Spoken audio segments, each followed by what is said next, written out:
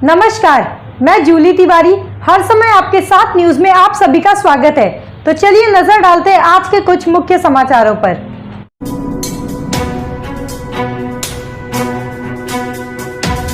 सांसद श्रीकांत शिंदे ने लोकसभा में ऑनलाइन गेमिंग पर प्रतिबंध लगाने की मांग की।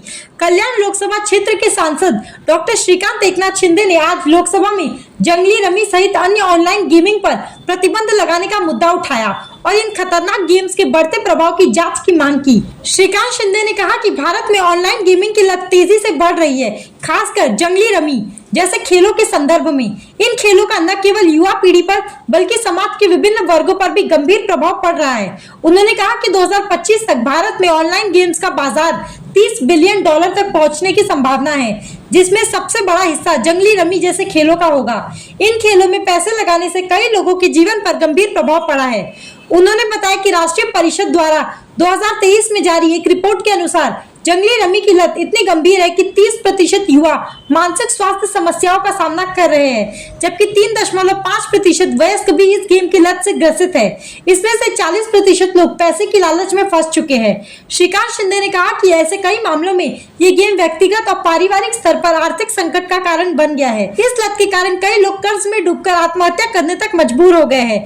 जंगली रमी जैसे ऑनलाइन गेम्स में तुरंत पैसे का लालच दिया जाता है, लेकिन जब कोई इसमें पैसे हार जाता है तो वह और अधिक पैसे लगाकर हार की भरपाई करने की कोशिश करता है, जिससे उसकी आर्थिक स्थिति और खराब हो जाती है। उन्होंने जोर देकर कहा कि इस गंभीर समस्याओं पर जागरूकता फैलाने की आवश्यकता है।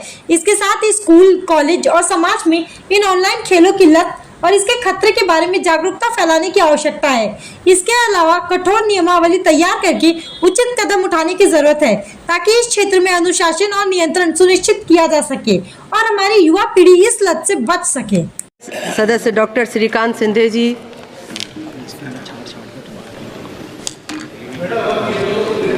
धन्यवाद सभापति महोदय। आज मैं आपके समक्ष एक गंभीर समस्या रखना चाहूँगा। भारत में ऑनलाइन गेमिंग की लत विशेषकर जंगली रमी जैसे खेलों के संदर्भ में है।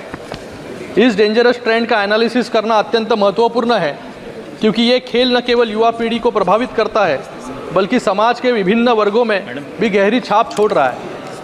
भारत में ऑनलाइन गेमिंग का बाजार 2025 तक $30 बिलियन पहुंच जाएगा। इसमें से एक बड़ा हिस्सा जंगली रमी का भी है, जिसमें पैसे दांव पर लगाए जाते हैं और इसकी लत ने कई लोगों की ज़िंदगी को गंभीर रूप से प्रभावित किया है।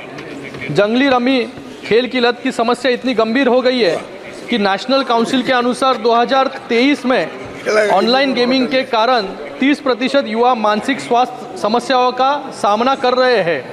3.5% of the Indian adolescents suffer from gaming disorder.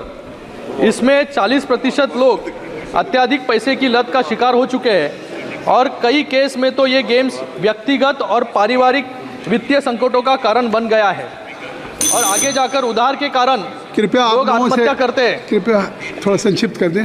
खत्म करो सर। जंगली रमी की विशेषता यह है कि एक बहुत ही आकर्षक और जल्दी जीत की उम्मीद देता है, लेकिन जब खिलाड़ी हार जाता है तो अधिक खेलने की कोशिश करता है और उसकी आर्थिक स्थिति और बिगड़ती है।